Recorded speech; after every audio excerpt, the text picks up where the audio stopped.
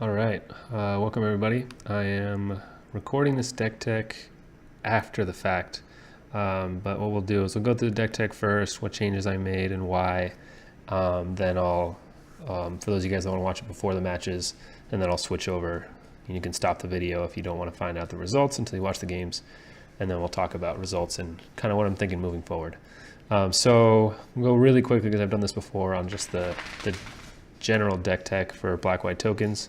It's basically just a mid-range disruptive deck with a lot of discard spells, removal spells.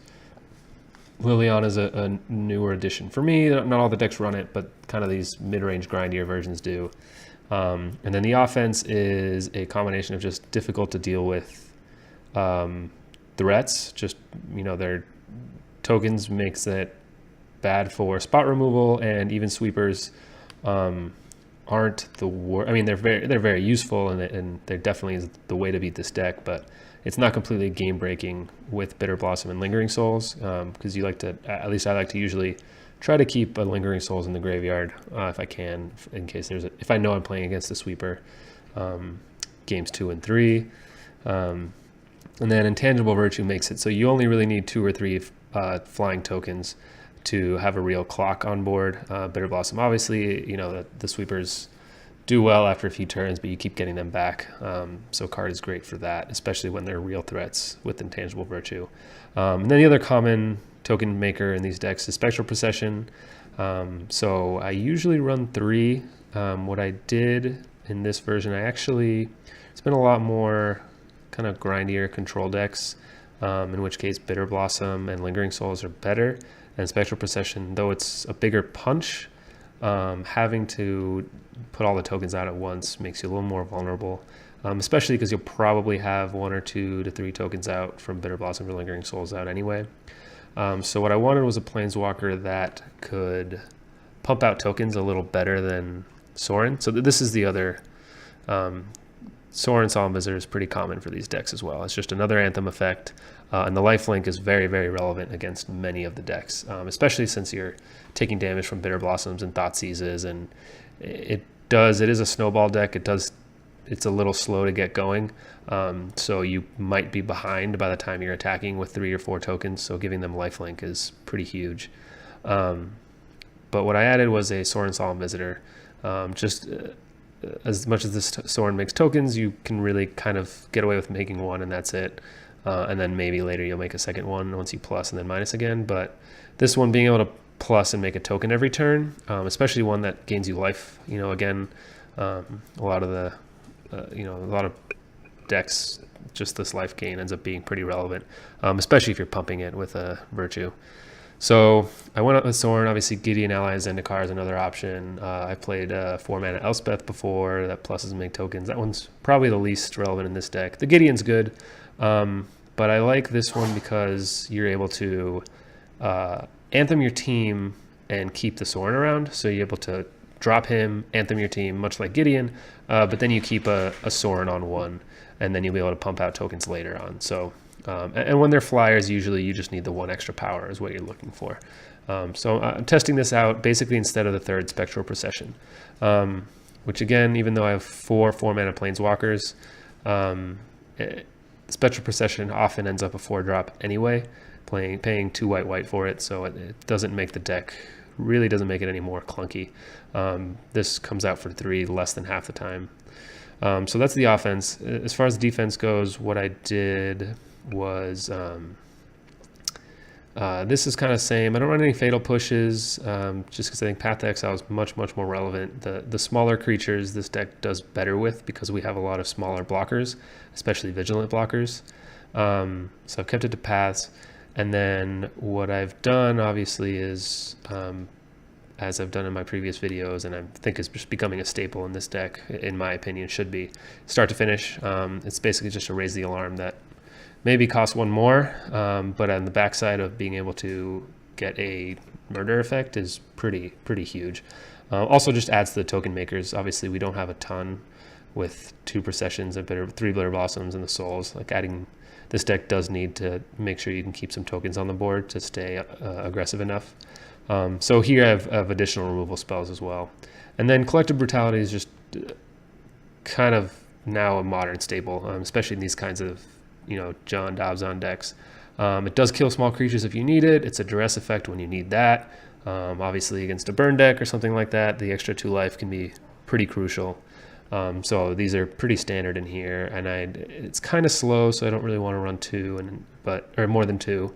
But I've been very happy with 2. I would potentially run 3, but I don't think it's necessary. And then again, I've liked adding the Liliana so much that I added a 3rd. So previous versions I've run 2. So what I did for this deck was I cut the 2 Blessed Alliances. Again, with a lot more control decks out there, whose main threats are like the blue-white, for example, and Jeskai, their threats are mostly Planeswalkers. Blessed Alliance doesn't do anything. And again, you have Ghost Quarters and Path to Exiles for Celestial Colonnades, so it's not a huge deal. And you keep the paths for Gideon. So Liliana is just great against any control deck. So I added a 3rd Liliana for one of the Blessed Alliance, and for the other, I am actually trying out Never to Return. I've done Anguish Unmaking before just to be able to get rid of problematic Planeswalkers. Ugin is just unbeatable for this deck. It just cannot beat a resolved Ugin, so being able to hit that is good. And then 4-mana Jace, I think it's Architect of Thought, who pluses to give attacking creatures -1/-0.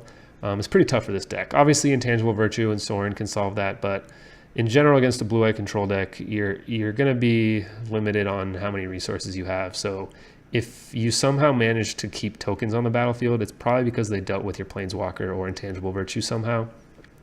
And a lot of times I tend to shave out Intangible Virtue because they're sweeping the board so much that you don't want to have too many cards like Virtue that don't do anything when you don't have creatures. So they can easily just let you have a couple of Intangible Virtues out and get rid of all your token producers, or counter them, or whatever it is, or just sweep the board.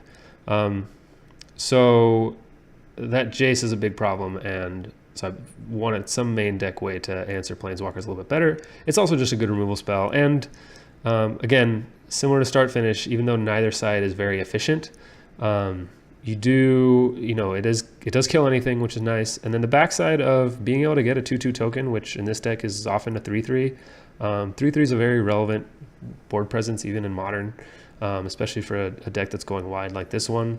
And then sometimes you get the value of taking something from their graveyard that mattered. I mean, it doesn't happen often, but again, it's all kind of for free because it's on basically this is instead of Hero's Downfall, which is an instant instead of a sorcery. I'd much rather have a sorcery that gets me a 4-mana 2/2 on the back end than not. So anyway, we're going to test it out and see how it is in this deck. Sideboard again, Blessed Alliance. I brought in a Disenchant, which probably should be more just for problematic, for Blood Moons and Ensnaring Bridges. Rest in peace, Surgical Extraction, anti-graveyard stuff. Surgical Extraction is great against combo decks. Damnation against creature decks. Basilisk Collar against creature decks. Death Shadow is good against. And any Eldrazi deck, it's very good against. Kalitas also for graveyard type decks. Dredge and Living In, not so much, depending. That plays out a little bit differently. And then Auriok Champion for a burn, and actually for Death Shadow, it's excellent as well. The Grixis specifically, Grixis Death Shadow, it's better. The Tarmogoyf versions it's not as good, but it's still pretty good. So that's the deck. If you want to watch the matches, go ahead and do that now. I want to talk about the games today. I obviously did not go very well for those of you guys that watched the matches. And part of that was just kind of not the matchups that we're expecting. Obviously, Affinity and Death Shadow are two of the bigger decks. Blue-White Jeskai Control are decent matchups as well. And that I didn't see any of those. The combo decks are tough, but they actually went better this time. I realized those were my only 2 wins, which is funny. Especially, the loss to Affinity was tough with the Etched Champions, but that's what Damnations are for. And again, previous iterations, I've tried SRAM's Expertise, which if Affinity is very popular, then SRAM's Expertise might be something to consider bringing back in these decks. And that's huge because the tokens are colorless, so they can block the Etched Champion. They can chump block the Etched Champion while you deal with it somehow. Obviously, Liliana's a way to deal with that. The Etched Champion And I think I cited it out, which maybe was a mistake in retrospect. I think that's something to consider. Blessed Alliance is obviously there for that, and disenchants, and it's mostly the discard spells. You have to hit it with a discard spell, but I don't think it's a big enough deal to bring in Surgical Extraction, because generally those games aren't long. You're not terrified of them top decking an Edge Champion. You can usually close out the game against them pretty quick. You can play defense and then turn the corner pretty quick. The red-green land destruction deck, Blood Moon's tough. That's kind of what hosed us, and then maybe having more disenchants, what that's good for. You're really trying to get them with the discard spells in that sense, but we're already running 7. Obviously Collective Brutality doesn't hit it, which is unfortunate, but very much when you play that deck, I'm aware of Blood Moon, and so you can kill their creatures that they're playing, but having the discard spells for the Blood Moon. And then not in the videos is we played out the end of it, but the recordings, one of them especially the burn recording, got really, really long, and so it cut out. But actually we had a game where it was both red white burn. I won one and then lost the other, or the other way around. I think I won the first match round 6 and then lost round 7. They're both red white burn decks, but again, Auriok Champion's great against them, and then really just turning the corner with a Sorin's all you need. But they were playing, both playing Ensnaring Bridge. So there actually came a game in one, it was a game 2, where they kind of locked me out with Ensnaring Bridge. I had no way of dealing with it because this was game 2, and I hadn't brought in Disenchant, of course. But I had an Auriok Champion out. I had already gained life up to 30, I think, with Sorin. So now I couldn't attack to gain more life, but I had the champion out, and they were close. I think they were a turn from dying. They were at 4 life, and I definitely had the tokens to win, and they drew the Ensnaring Bridge. So the game actually ended in them milling out. As soon as they played it, I looked at our decks because I knew I had no way of beating it. But with an Auriok Champion out, and they had no cards in hand, and I was already at 30, I didn't really see a good way for them to beat me, just because they would, they couldn't attack with creatures. I could block in if they did. And every token maker I drew, whether it was Lingering Souls or Procession or even the Sorins I was making tokens with, was just gaining me life with the Auriok Champion. So I didn't think they had enough cards left in their burn spells in their deck to deal me 30 some plus whatever I would gain. So anyway, they had something like 33 cards in their deck left, and I had 29, I had 33, they had 29, and they ended up milling out. So that was how I won game 2, and then I think I won game 3. I think anyway, but the problem, obviously that you can't always have that, right? I was very lucky in that situation, because if generally a burn deck locks you out with Ensnaring Bridge and you have no way to beat them, they're eventually going to draw enough burn spells to kill you. So that was kind of just a lucky situation that was set, and they had already used their 2 Path to Exiles on my first Auriok Champion and then on another creature.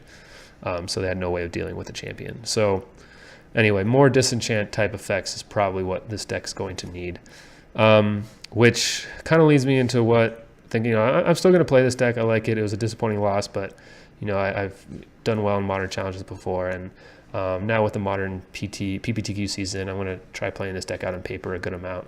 But what I'm going to fool around with online and hopefully post some videos soon is adding blue. I've talked about this. Esper Charm seems really good here, especially if I'm leaving up instants like Start Finish, and potentially Blessed Alliance. The card draw is great. The discard is great also. Again, this is a deck that's trying to take your opponent's resources away and then just beat them down with a Lingering Souls. So making them discard cards is good. Here's the shell I have so far. I'm not happy with the shell. I don't like main deck Counterswell at all, but this is what I last tested out. They draw discard 2 cards is good. Drawing 2 cards is good. There's a lot of decks where it came down to who could draw. And then here it is, like main deck Destroying Enchantment. Running 2 of those, possibly a third one. I think this is a super versatile card. It kind of fits with the pattern here of this deck where I'm, start to finish is you're overpaying for effects, but you're getting the versatility out of it, which is just hugely important in modern when I don't have a ton of card selection or card draw. having cards that do anything I needed to do at the given moment, like Collective Brutality, like Start to Finish, like the Charms, and like some of the Planeswalkers. Obviously, Liliana does that as well. That's why she's so good. It's just her versatility as far as how she disrupts your opponent. So this is something I've thought of. And really it's just a blue splash, which doesn't make it too tough on the mana. And then Narset's probably going to be a sideboard card, but all of these decks are non-creature spells. So what's good is that it's not just instant sorcery. It's for her +1 ability. It's, it can be Bitter Blossoms, it can be Intangible Virtues, it can be other Planeswalkers. So everything but the lands are hits with her, which is great. And then again, being able to rebound a discard spell, a Collective Brutality, an Esper Charm would be huge. Again, here I'm running Slam's Expertise, but a start finish, you get more tokens, but you don't get the finish part. Lingering Souls, it doesn't do anything, basically, because you don't get to flash it back because the card gets exiled after.